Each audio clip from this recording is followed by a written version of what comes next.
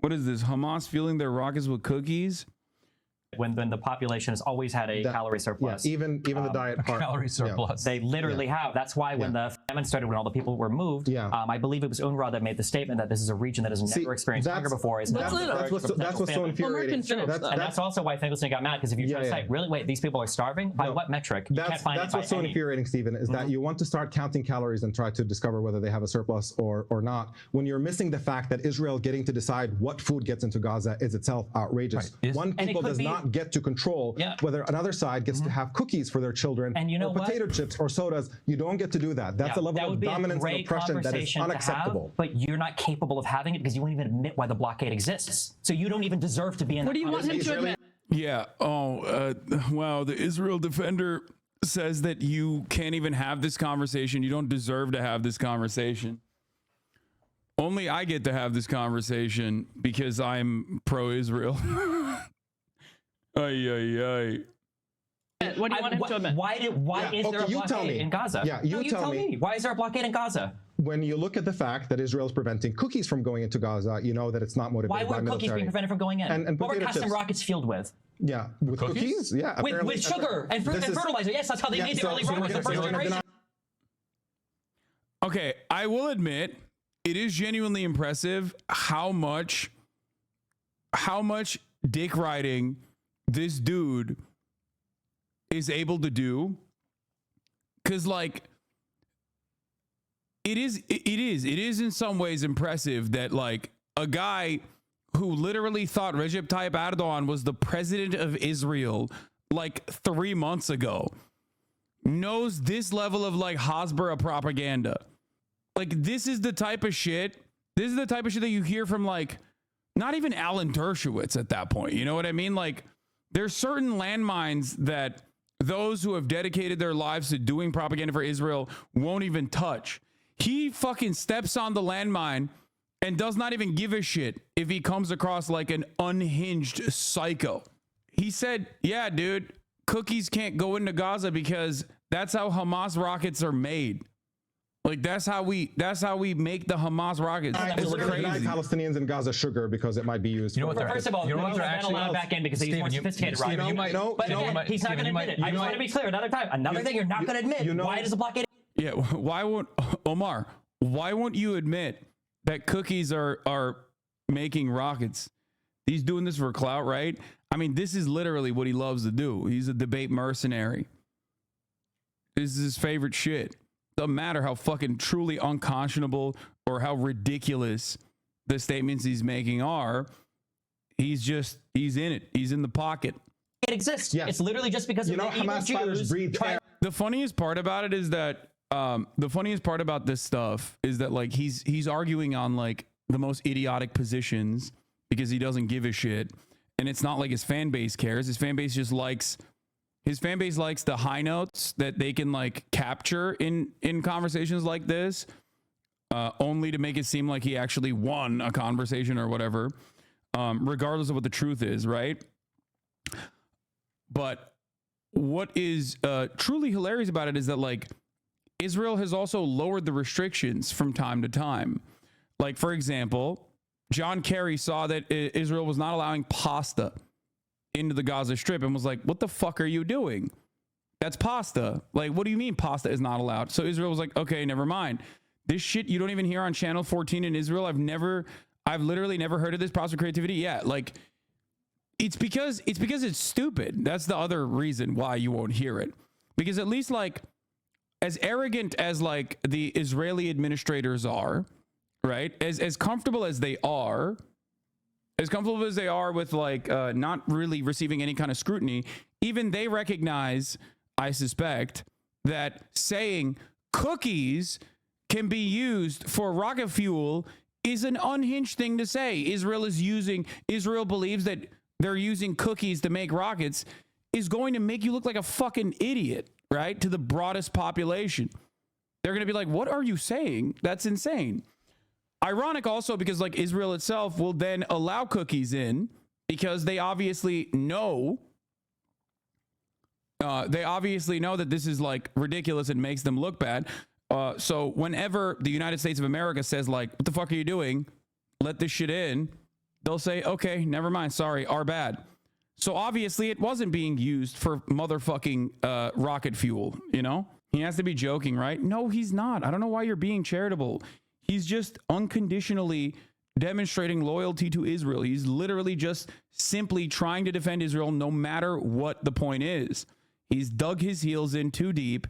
It will make him look like a fucking jackass if he turned around and completely went against every single thing that he said this close to the conversation. He also does get a lot of support from people who are desperately looking for anyone and everyone who will say unhinged shit, who are fueled by Islamophobia, who will just defend Israel unconditionally. So I think that is, you know, I think that's part of the reason. They kill the Amalek, I guess. Hamas fighters breathe air too. Maybe Israel can restrict air from going into Gaza to make sure that Hamas But he's saying then the burden should be on Hamas not to use. No, Palestinians have no agency. They're just rape is the language of the oppressed. You don't, they can't help themselves. You don't punish a civilian population and I'm the racist to get at military ones. You don't punish civilian populations. Like indiscriminately shooting tens of thousands of rockets decade after decade into Israel, like what Hamas does. The scale punishing of Israeli the civilian population, like selling some of the humanitarian food back to the population. Just want to make sure. Digging up tunnels of water pipes and using them to fashion rockets. Just want to make sure I heard. All the international aid comes in and building tunnels and tunnels of cement. Stephen, did you say that Hamas is turning cookies into missiles? My understanding is the reason for the restricting of sugar-based products was that the first generation, I think they were called Qassam rockets, were built in really crude shops using combinations of fertilizer and sugars that they would use. Do you know what the primary component of Hamas explosives is now? I'm pretty sure now they use more sophisticated stuff, but I don't know. You tell me. Unexploded Israeli bombs because they've dropped so many over the last. I think that's true. Yeah. He doesn't think it's true, but it is true. The only reason why he doesn't think it's true is literally because he doesn't fucking read. He only reads Wikipedia pages full of like information that is obviously one-sided so that he can craft a fucking quick, piffy counter argument to what he suspects his interlocutors are going to come at him with. That's the problem. There is a much broader understanding necessary here if you want to truly advocate on behalf of Israel. And this is from the New York Times. It's not like these guys are fucking anti-Israel at all. That's the issue. I don't think that's real. Yeah, you don't think that's real because you don't fucking know anything. You only are looking at information that makes you seemingly look good in short bursts. That's the problem. That's not true. Decade. I doubt that's true. I'm sure they do. With a 10 to 20% failure rate, Hamas then digs them up. The Yassine 105s that you see, blowing up. Bomberelli. No, this is a very funny thing to just like so publicly be in support of, especially to this degree. If he at least was like a little bit more knowledgeable, he would always be like looking at liberal Zionists and what liberal Zionists are saying, maybe reading a little bit more of the seemingly pro-Palestinian stuff, because that way you can actually understand what the talking points are and craft a counter narrative against it. It's not just about like hearing the fact that a lot of people bring up the cookie conversation or pasta as a part of the blockade, as a part of the Israeli blockade, which they've, in cartoon villain ways have considered putting the Palestinians on a diet, right? Which Bomberelli himself has also made jokes about and thinks is really funny. The reason why he knows the counter talking point to the cookie thing is because he knows that some people bring up the cookie conversation as a talking point. So he looked for what Israel claimed at the time was the reason as to why they were not allowing cookies. That's it. So it doesn't go beyond that. So when a person that he's talking to knows more than Octoberelli on the issue and turns back and says like, that's ridiculous, okay? As a matter of fact, they're just using, for the most part, they're using bomb parts of unexploded ordinances now. He goes, that's not true. That can't be true. Okay, maybe it's a little true. Well, there you go. That's the difference. That's the difference between someone who isn't making post hoc rationalizations, who's been covering this issue for many, many decades at this point, versus a guy who's making post hoc rationalizations and trying to find counter talking points to what he assumes is going to be an avenue of attack by looking into Wikipedia pages and like trying to fucking create like piffy one-offs and quotes. Now, of course, when you do this against people that are not super knowledgeable, you will look like a fucking intellectual giant.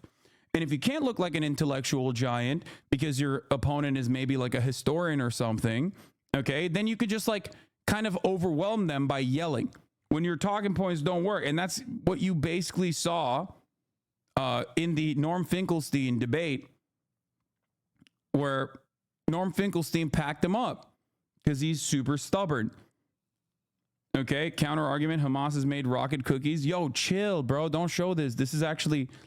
The funniest part about this is that ultimately his fan base will then now go and try to find like a singular instance or something that does not actually fit the norm at all, to just be like, actually you were wrong, because here we found one instance where this guy from Hamas is being interrogated by like the IDF or something and saying like, yes, we do love using cookies for missiles. Those interrogation videos are obviously done under torturous conditions. Those aren't real fucking, those are just propaganda confessions that Israel utilizes, and even people inside of Israel don't really believe them either. It's usually just done to humiliate the Palestinians and Palestinian resistance groups in general. The conversation will continue, even though it is objectively ridiculous. It's an objectively ridiculous statement to make. All these Israeli tanks?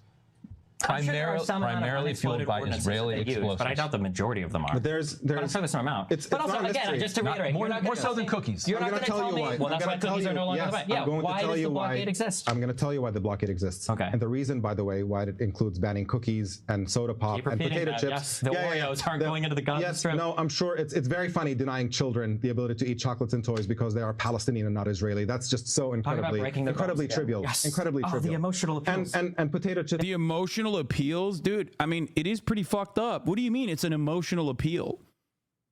Like, I'm sorry that makes the argument that you're presenting look fucking significantly worse when you deliver what is actually happening and what the impact is on the broader Palestinian population. Yes, it is indefensible. You choose to defend it. You can't just go, emotional appeals. Be logical. You didn't deliver a logical counter. You simply stated that cookies are being used to make rockets, okay? While simultaneously saying fertilizer and processed sugar is how they make it. Packaged processed cookies are not being used to make fucking rockets. You tried to bastardize that argument, and when it failed and you look ridiculous, you then turn around and go, oh, you're making an emotional appeal. No, the real goal there is psychological terror. That's what it is. It's working. We're two more virtue signals away from free Palestinian people. Keep going. It's you trivializing. If it was the other way around, if Hamas was imposing a siege on Israel in which Israeli children were not allowed to do any of that stuff, you would not be sitting here making light of it. It would not be trivial to you because you understand that Israelis are human beings and their children deserve to eat potato chips. Jewish people. Sorry, hold on. Jewish people live in Arab countries around the world. Wow, that's a really good counter, man. That's a really solid counter. Like, what the fuck? Why that one? You just immediately move the goalpost to something entirely different. Okay. And number two, Jewish people now, especially, are perfectly allowed to live in any fucking country they want to live in. As a matter of fact, ironically enough, Yasser Arafat tried to facilitate a reverse migration for Moroccan Jews, which of course nobody wanted to do, and that's fine. But it doesn't even matter in this circumstance. If your goal here is to say like Jews are not safe in any of these Arab countries, like what the fuck do you mean? What is the Abraham Accords? Okay. If we're talking throughout history, Jews were a lot safer under the Ottoman Empire than they were under Christian nations. If we're talking about right now, Jewish people can go to other nations with ease, as a matter of fact, in other Arab nations as well. But none of that has anything to do with Israel's genocidal intent, Israel's genocidal actions, and Israel's blockade. Is this why you tell Chad to be normal so we don't look like this? Yes. But they all left. Hold on. When we talk about the Nakba and the expulsion of Jews, how many Jews lived in the West Bank after 40? See, there you go. How many Jews live in the West Bank? 750,000. What the fuck do you mean? Thank you for the deflection. I didn't deflect. I'm just answering your. Let him answer about why the blockade exists. He's not. He's got to do the 52 different talking points first. The blockade exists. Oh my God. I like that he's also, I mean, he obviously is like extra hostile here because the people that he's talking to know what the fuck they're talking about. So he's just like really ramping it up with the gish galloping and also the goalpost moving. It is rather ironic that people who claim to be, you know, debate experts, who are very quick to be like, that's an ad hominem or whatever, are also the first to deploy these kinds of logical fallacies in a conversation when they are met with an opponent that is delivering talking points that they can't effectively counter. That's what you do. It's like hack material, basically. It's like a life jacket for you. It's a life vest. You just immediately rip the fucking parachute cord and hit him with a, well, what about the Jews? What happened with the Aliyahs? As a matter of fact, Jews were expelled from all the Arab nations. It's like, okay, do you agree with that? I don't. Arab nationalism paired up with the legitimate fears that many people faced, like that led to unjustifiable atrocities upon Jewish populations in many of these Arab countries, caused Jews to flee. Okay. Obviously, this was still very beneficial for the Israeli government. As a matter of fact, the Israeli government and Mossad did its own anti-Jewish terror in places like Iraq, specifically to get the Iraqi Jews to move to Israel instead of staying in Iraq. Avi Shlaim has covered this extensively. As a matter of fact, he's an Iraqi Jew living in Israel. He's an Israeli historian, also another one-stater. Shocking, I know. People that understand the history of Israel and have dedicated their whole lives to chronicling its violence are oftentimes not on Octoberelli's side, okay? Here's Time Without Ovo says, post-Freedom Flotilla, some of the worst stuff was lifted. Even then, the policy separating the West Bank and Gaza persisted. For example, they stopped shit like furniture from going to Ramallah schools. Before 2012, though, Kogat literally calculated humanitarian minimums for food items and then let in less. The point is to make Gazans into a humanitarian problem for the world, so they're not a political problem for Israel. Yeah. You have to hand it to him for somehow being more irritating than Ben Shapiro. Yeah, I think it's even more arrogant, and somehow, and I don't even know how this is possible, but I don't understand how he is more anti-Islam and more Islamophobic than Ben Shapiro is even. I was misinformed and yapped too early. Hamas uses sugar for rocket fuel. I mean, he's hitting the Hamas uses sugar for rocket fuel button. Hamas uses cookies for rocket fuel. God, okay. The blockade exists because they want to punish the civilian population in Gaza as a means of putting pressure on Hamas. They're saying as long as we have a government in Gaza that does not play ball with Israel the way the Palestinian Authority plays ball with Israel in the West Bank, the civilian population is going to... Meanwhile, his subreddit is acting like he pulled off some masterful debating. Yeah, because they like him. It's not more complicated than that. They like him. They agree with him. They believe in might is right. They also believe that, you know, Arabs and Muslims deserve less and are not real humans, and they're all like a monolithic force of evil on the planet. So no matter what happens, of course, they are going to cope and seethe and try to make it seem like he actually did a phenomenal job. They tried to say that about the debate, it was a dog walking really, against Norm Finkelstein, where Norm Finkelstein showed him what happens when you are up against someone who is very knowledgeable on the matter and is just as stubborn and also will be annoying back. The pattern of doing cope streams after losing a debate is so funny / cringe. Maybe he likes being dog walked. No, I don't think he likes it. Especially because, like, it's like a boxer, right? Ultimately, if you keep getting beaten down over and over again, at a certain point, if you're not good at boxing and your opponents are beating you up, inevitably your fan base is going to dwindle away. So he definitely will go back to tune-up fights over and over again. He does this all the time. He'll go to after the Norm Finkelstein thing, like his fan base immediately were like, don't look at the debate. Look at, I don't know, something that we found out about Norm Finkelstein from like 1987 or some shit. You know what I mean? And they were like trying to do character assassinations against Norm Finkelstein. That's when you know you've lost. You've completely lost, which it doesn't really matter because ultimately the broadest population saw all of the worst moments where he was getting fucking absolutely destroyed, to which they then turned their tactics on to, well, he was just calling him names. He was resorting to name calling, which means he lost. It's like, bro, Destiny is the #1 name caller of all time. What the fuck are we talking about? To suffer as a means of putting pressure on them and getting somebody else to be in power. The evidence for that is overwhelming. Children's toys were not allowed in at the beginning of the blockade. And when Israel came under intense pressure after the flotilla incident, a bunch of activists tried to basically force medicines to be delivered into Gaza. On the flotilla incident, they were... Damn, you hate him? I don't want to. There was a point in time when we were friends. You know, it's embarrassing to admit, but there was a point in time where I thought that he was a former gamer word-saying libertarian who had turned into a truly progressive force, and I was wrong. Many of my oldest subscribers in this community also were duped in a similar capacity. But over the course of the past 5 years, he's had like a John Fetterman style change. Like, you know how John Fetterman went like really aggro on Israel? He went really aggro on the left across the board. The major reason as to why, like, there's a lot of misinformation out there from diehard fans who have made like videos, documentaries and whatnot, documenting everything in a very one-sided fashion that somehow tries to make Destiny look like the favorable party that was actually wronged.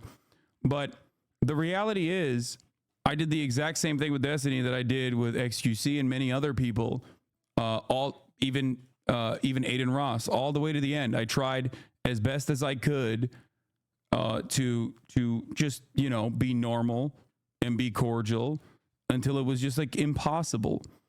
You will never hear about that, obviously, from his fan base because their resentment towards me is fueled by the resentment that he feels towards me as the greatest evil. I am the worst person.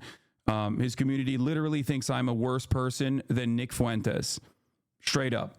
If you were to ask many individuals in his community right now, they would say, I am a worse person than Nicholas Fuentes, an actual open neo-Nazi, a worse person than Lauren Southern.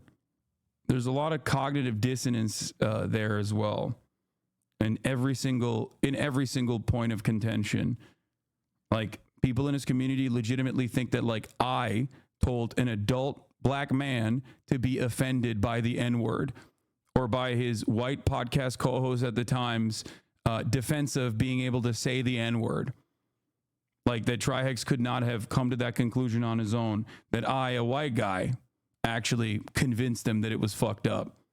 Anyway, where 2 of 5 of the ships were empty, and they were aggressive ships that were designed to fight against the IDF when they landed. You realize that footage is available. There's 100-some people on the deck with chairs throwing Israeli soldiers overboard. And makeshift weapons and everything too. Makeshift weapons. Wow. Yeah, I know. Well, that was all they could bring from Turkey with them, I guess, because they were inspecting the boats. But those were not peaceful activist ships. And if you read any of the reports, if you open more than a Finkelstein book and read what actually happened or watch any of the footage that actually happened, were on that flotilla. To be fair, I don't agree with this guy that the blockade's purpose is to punish Hamas. No, the blockade's purpose is to punish the Palestinians so they'll rise up against Hamas.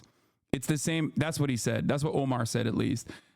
It's the same principle behind like all these sanctions that America places on other countries around the world for the crime of, you know, going against America's foreign interests. The civilian population, yes, per Smotrich's words, Hamas is an asset. It has no international diplomatic recognition. So long as things don't explode, they can strengthen Hamas and weaken the PA to maintain their status quo, even though Hamas offered increasingly moderate long-term hudnas about 10 times since the 90s. Yeah. No, Israel does utilize Hamas being a designated terror group to their advantage. That's why Benjamin Netanyahu has openly stated his desires to make sure that Hamas is like the only negotiating partner in this process, because he can always control Hamas by violently going into the Gaza Strip. We control how high the fires go, is what he said. Why is he so embarrassed when saying the airships came prepared to fight, the biggest navy in the Mediterranean, barring Turkey. Were they part of the fighters, Yes. or what? Were they? Listen to yourself. Wait, did he say that there were makeshift weapons coming in from Turkey? Is he talking about Mavi Marmara? And makeshift weapons and everything too. Makeshift weapons. Wow. Yes, yeah, I know. Well, that was all they could bring from Turkey with them, I guess, because they were inspecting the boats. But those were not peaceful activist ships. And if you read any of the reports, if you open more than a Finkelstein book and read what actually happened or watch any of the footage that actually happened, were on that flotilla. Were they part of the fighters, or what? Were they? Listen to yourself. Listen to myself. What? You can watch the videos. There were people who, yes, fought back when Israel boarded their ship in an act of piracy in international water. Oh, he is defending Mavi Marmara. That's crazy. Okay, Mavi Marmara was a humanitarian flotilla ship. I'm just shocked that he even fucking knows what that is. And not only am I shocked that he knows what that is, I suspect that it's because I suspect that he's probably heard me talk about it. So he like, and therefore he wanted to like find an adequate counter to it. Yeah, the weapons that they found, the makeshift weapons that they found on the ship were like cooking knives and shit. Like knives. That's it. There were no weapons on the ship. That's a lie. It was kitchen utensils. Israel boarded the ship. Because they don't want ships to get to Gaza. There you go. Because there's a blockade, and because they announced you need to stop. They don't get to impose that blockade. They absolutely do. No more than Hamas gets to impose a blockade on Israel. This is ridiculous. Of course, they don't get to decide what ships get to go. I want to reiterate it by the end here. He's saying that the block. Yeah. So far, Dvorcelli has said cookies are valid as a blockade target because Hamas uses them to make cookie rockets. And now he's also stated that Israel perfectly was valid in going into the humanitarian flotilla, Mavi Marmara, and executing, like dropping commandos from a fucking gunship and executing, or not a gunship, from a helicopter, and executing every single humanitarian aid worker. And Israel's own defense for that was ridiculous, like universally ridiculous. People thought that that was insane. The boats, the weapons that they captured on the boat. Here, you want to see the makeshift weapons that they captured on the boat? A keffiyeh, one flag, and knives. Those were the weapons that they were sneaking in. Yeah, they killed 10 humanitarian aid workers and injured around, I think, 50. By the way, this was their intel. Like, this was their justification. Now, of course, if you live on this side of the world, if you're not Turkish, you're probably unfamiliar with this incident because I don't think that there was a lot of coverage over this incident in the United States of America. Because this happened a very long time ago, back when people didn't really question what the fuck Israel was doing in terms of like murking humanitarian aid workers. Just so you understand, this is what he is trying to defend here. Humanitarian aid workers trying to bring in humanitarian aid into Gaza. And this is the only thing Israel could find to justify why they killed 10 of the humanitarian aid workers. Also, maybe we would know for sure if, yes, you're right, the U.S. didn't block any attempts for an independent UN investigation. Israel should lead investigation into attack on Gaza flotilla, the U.S. says. So for the record, everything that the United States is currently doing in terms of running defense for Israel, they have been doing for many, many years. What a wild state of affairs that someone personally thinks that this is a defensible position.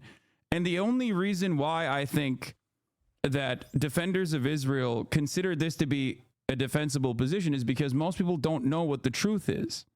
But when you actually bring in facts to the conversation, and you bring in facts such as America routinely stopping an independent investigation from being launched into this unjustifiable attack against humanitarian aid workers, and the fact that Israel only found this as proof as to why they had to go in and kill a bunch of humanitarian aid workers, and how that was valid and moral, right? The entire history of Israeli cruelty against Palestinians and those who dare defend their humanity is littered with shit like this. Just an unimaginable use of force against people who are simply trying to survive. Always and forever. And this project only works when people are not paying attention. But because of the arrogance demonstrated by the ultra-Zionist, ultra-nationalist Israeli government and the feeling of security that they have in terms of being able to control any kind of messaging that comes out of Israel through direct censorship, they've gone above and beyond in their cruelty. And now the world, especially more importantly, the Western world, is taking notice. So this kind of stuff doesn't work anymore. The problem is Divorcelli is operating with Hasbara talking points from 2010 when we're in 2024. And the situation is dramatically changed. And They don't get to announce. They don't get to impose that blockade. They absolutely do. No more than Hamas gets to impose a blockade on Israel. This is ridiculous. Of course, they don't get to decide what ships get to go. I want to Omar is reiterate saying- by the end here. He's saying that the blockade exists because Yes. Jews are evil to... No, he's saying they're intentionally. That's a despicable thing to say. Really? I'm not saying anything about Jews. I'm talking about the Israeli government policy What? being You can't... absolutely Okay, I'm horrendous. curious. In the So second please don't- intifada... I'm sorry. I don't like the argument that you presented, which is why I've decided to put words in your mouth, because I think that in and of itself will favor me. That's great. Why do people have this dumbass on their program? Because he's one of the only people that will go to the most despicable lengths to defend Israel this much. And as the overarching attitude changes dramatically against Israel, there are less and less people who will put their own personal reputation on the line to defend what is truly indefensible. We're talking about a dude who will defend the top of the hour ad break. Having a goatee without losing a bet in 2024 is crazy. Yeah. He's openly Islamophobic. He's just a hypocritical piece of shit. Yeah. I mean, he has admitted as much. That is what it... I think that's definitely one of the major motivators here. Might is right politics and Islamophobia. Most defense of Israel can be reduced to unrestricted Islamophobia and might is right politics. And for those of you saying, I really don't get it, why does he defend Israel like this? I think you need to understand it doesn't matter. He's Islamophobic. Israel's killing a shitload of Muslims. He likes that. It's great opportunity for him to be contrarian. It's more so about the fight rather than what you're fighting for.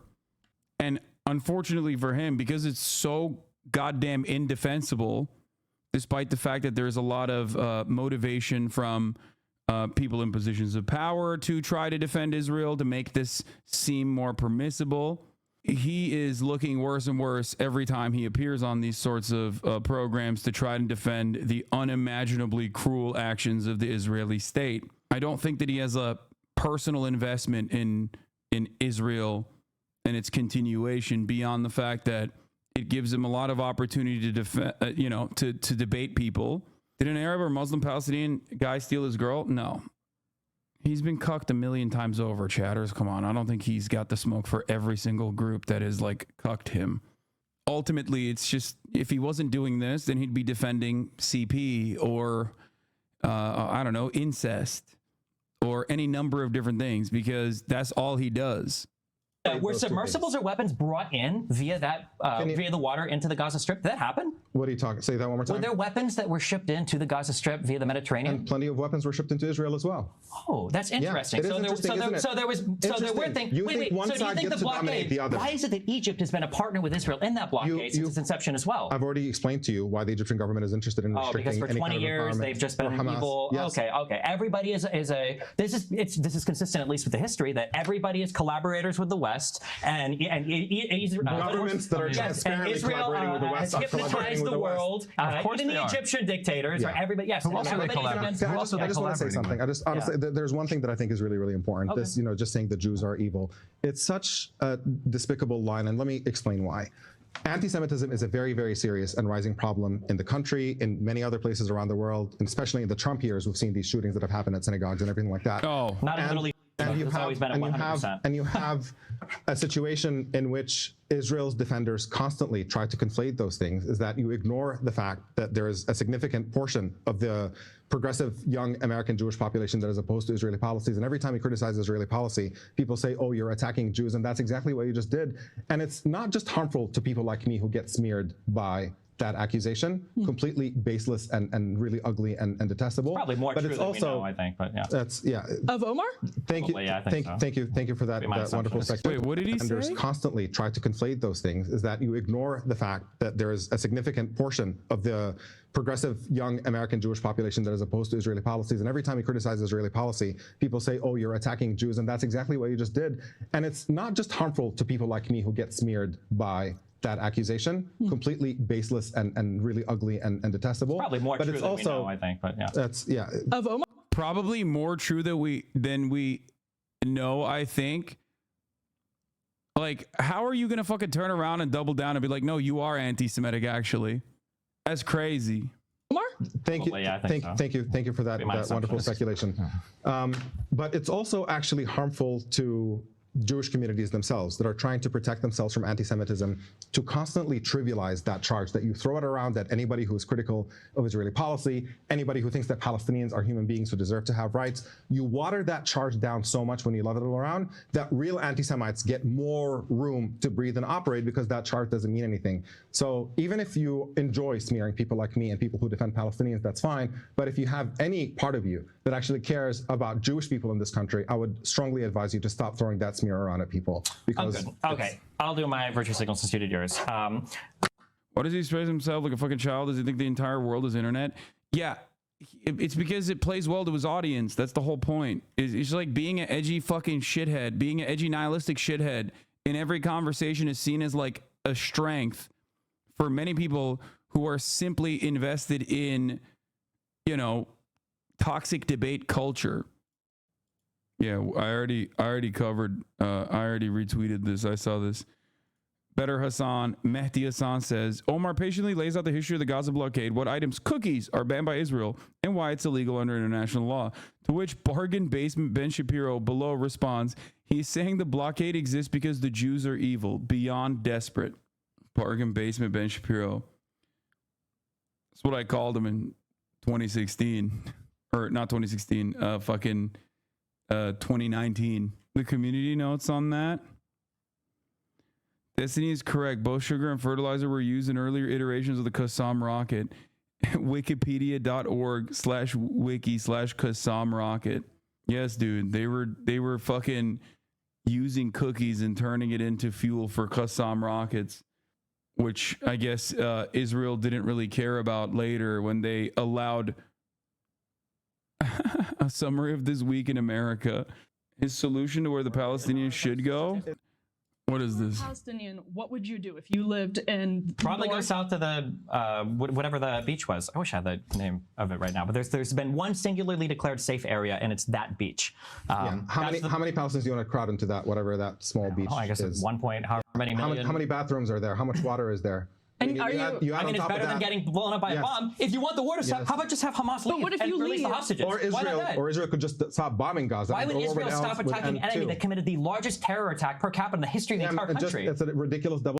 Just go to the beach, bro. Come on. Wait, hold on, wait. Yes. Wait, hold on. You think it's reasonable to tell Israel, hey, Hamas, I know that you guys did a little bit of a large terrorism against us, and have been, by the way, which is a violation of international law, indiscriminately launching rockets for decades from this law, and every single one of those is a violation of international law because those are by definition indiscriminate, which by definition fail the distinction principle that. This is why I'm an advocate, as I'm sure he is as well, to offer all the Palestinian resistance groups the targeting capabilities in airfield and air force and drones, so they don't have to indiscriminately fire rockets into Israel, and instead target specific military locations and blow them up.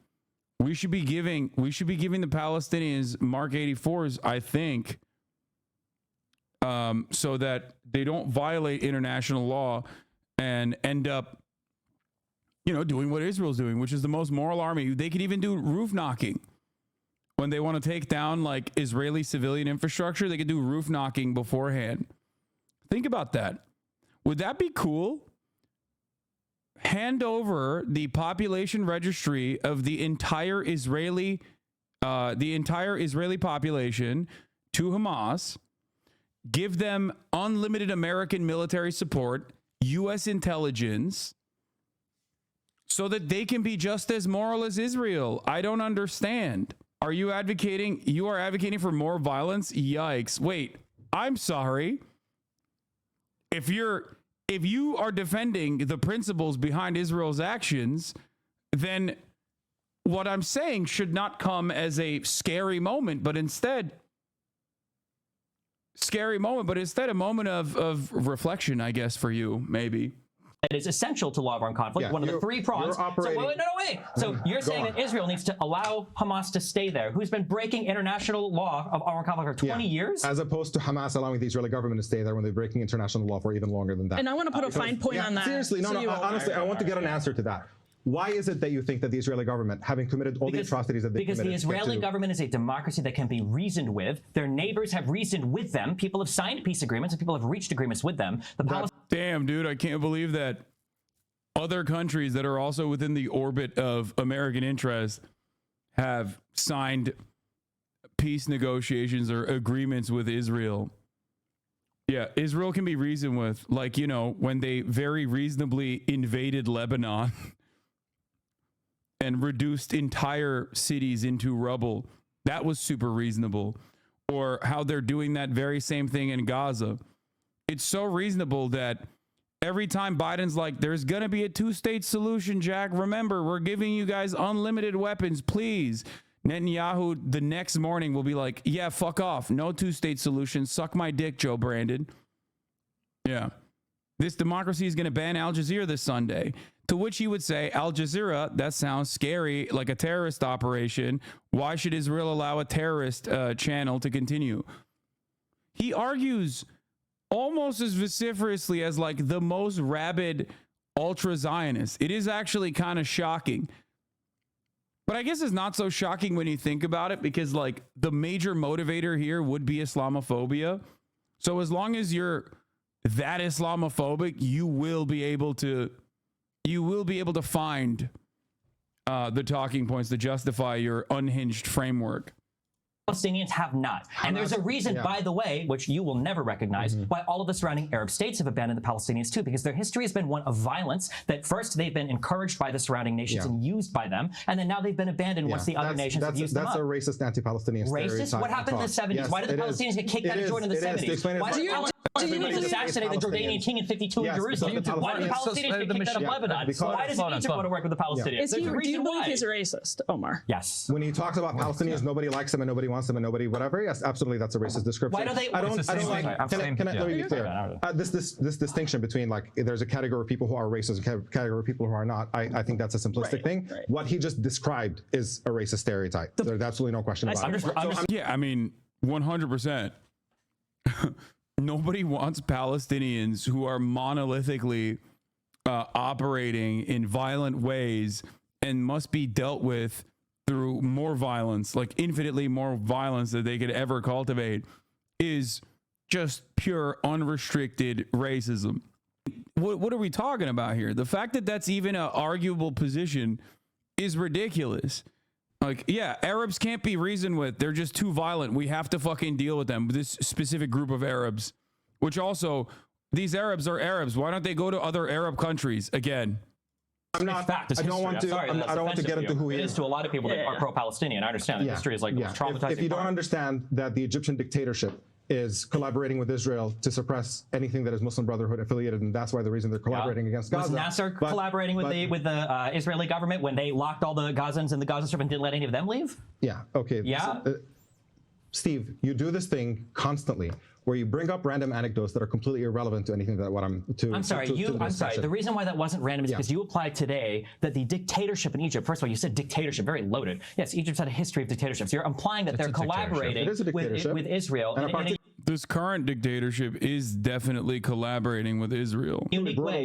You're acting like they're collaborating with Israel in a unique way. And even from 48 to 67, when Egypt had control of the Gaza Strip, the Palestinians were still locked in the Gaza Strip. Let's be clear about it wasn't random. All right. Let me be clear about something. Right now, this doesn't that go against the whole narrative that like Arabs are monolithic?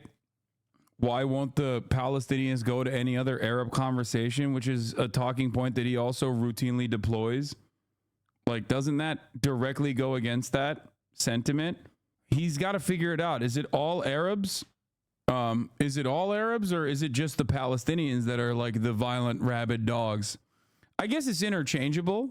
He's using the same arguments Hitler used. Yes, it is very Hitlerian. Rhetoric. I'm going to let it go for now. The idea is looking at all the surrounding Arab governments who are collaborating with Israel is a sign that they hate Palestinians. When you do opinion polling in any of these countries, all of them, including in Saudi Arabia, the overwhelming majority of the population wants to cut off any talk. They want to isolate Israel diplomatically. They don't want to deal with them. The people of the region absolutely oppose what Israel is doing to Palestinians. And the fact that you can cite a handful of governments in the surrounding area who all effectively belong to the US orbit and operate under and get tremendous privilege and financial privilege and security privilege for collaborating with the United States, and to try to paint that as some sort of validation that they have anti-Palestinian sentiment, I think is completely ridiculous and ignorant of the dynamics that actually exist in the region, a region that I grew up in, by the way. What you have, I grew up in Kuwait, Jordan, Yemen, Oman, and the United Arab Emirates, and I visited Palestine on multiple occasions. Gotcha. Wait, you grew up in Kuwait in what years?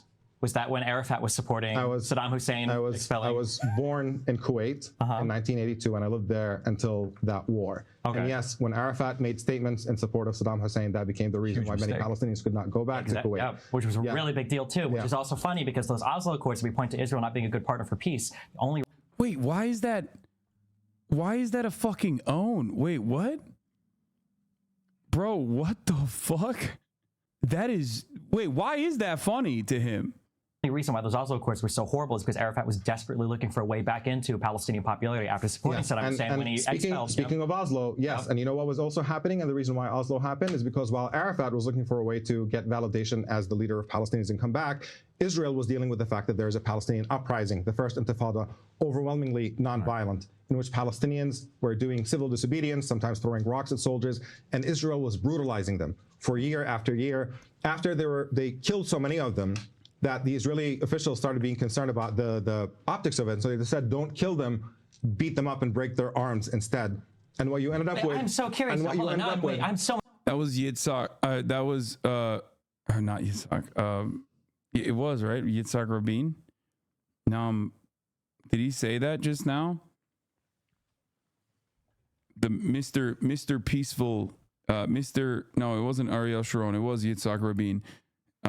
The architect of the peace negotiations, or the starter of the peace process specifically, who was literally assassinated for that crime.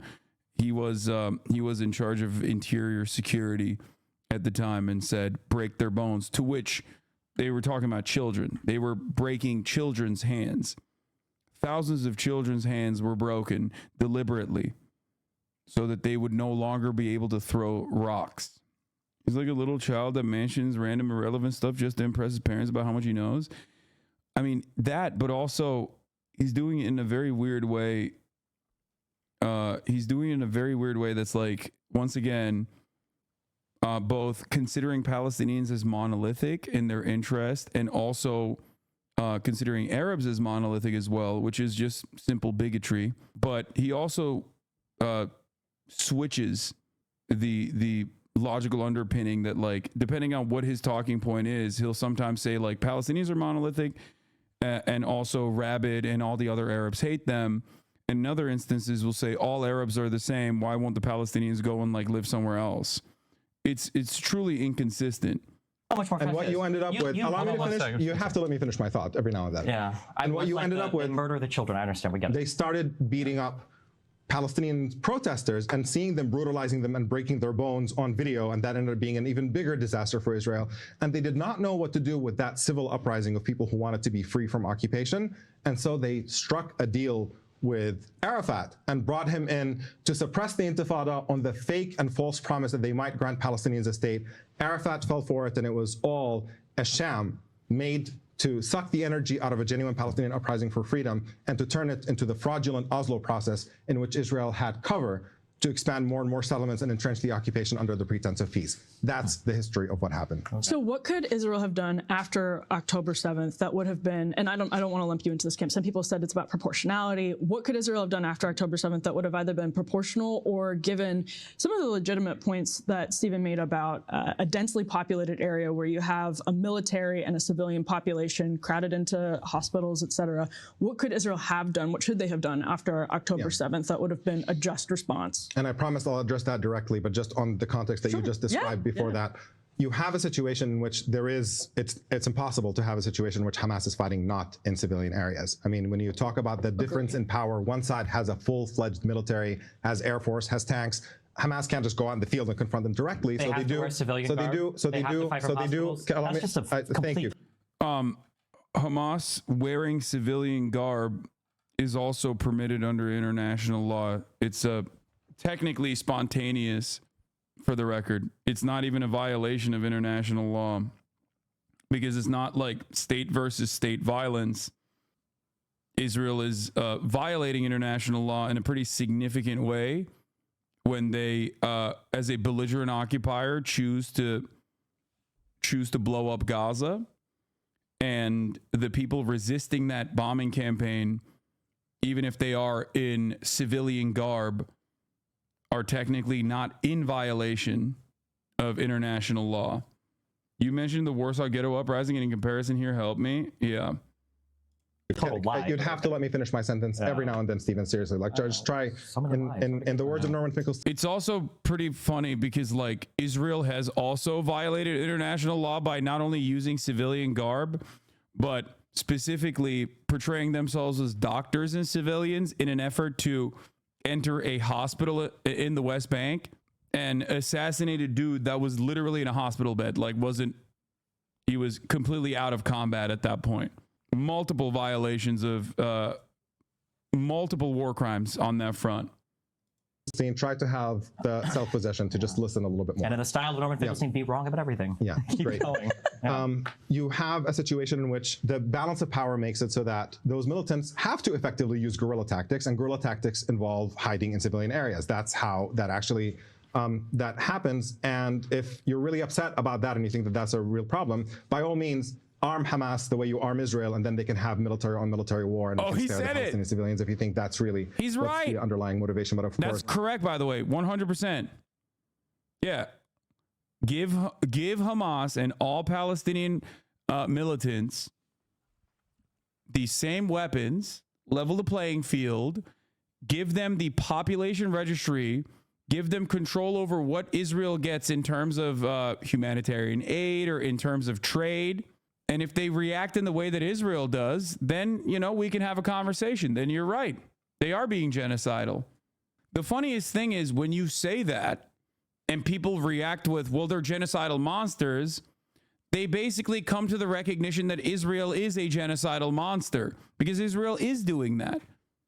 Give Palestine nukes.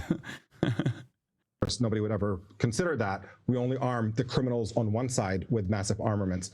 Now, on the question of what Israel should have done, there's two separate questions that often get conflated. There's the question of, is it a just war to begin with? And then there's the question of proportion. And you can imagine if people in Gaza were free and Israel was not controlling their lives and deciding how much food they get to eat and whether they can go and come back, and then some kind of attack happened, you might expect some kind of Israeli retaliation. And then the only conversation would be about proportionality. Are they doing it in a way that is defensible? And what they're currently doing is obviously not defensible, to be devastating the civilian population in order to thin that population, by the words of Israel's leader right now. There's no source of that quote, by the way, which is it comes from the red line. It comes from Israeli press reporting on internal strategic conversations which has that never happen. been substantiated. So Israeli media makes things up. When the population has always had a calorie surplus. Yeah, even the diet part. Calorie surplus. They literally have. That's why when the famine started, when all the people were moved. We watched this part. This is the part that this was like the part that we saw, the video that I watched that I guess the chatter, the Divorcelli fans also recognized made him look really bad. But I mean, we can move on. I don't want to spend more time listening to him and having him make me mauled. literally think Mr. Borelli, with all due respect, you're such a fantastic moron. It's terrifying.